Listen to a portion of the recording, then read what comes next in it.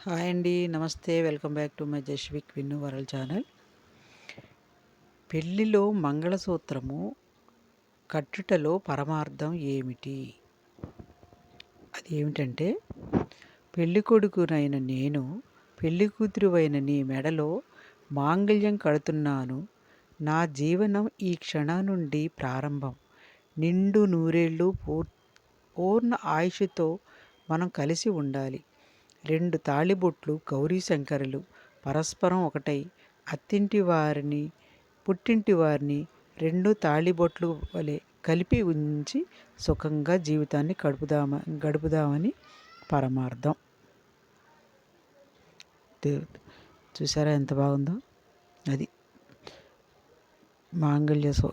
మంగళసూత్రానికి అంత ఉందన్నమాట. అంత పరమార్థం ఉంది దాంట్లో. బాయ్ అండి.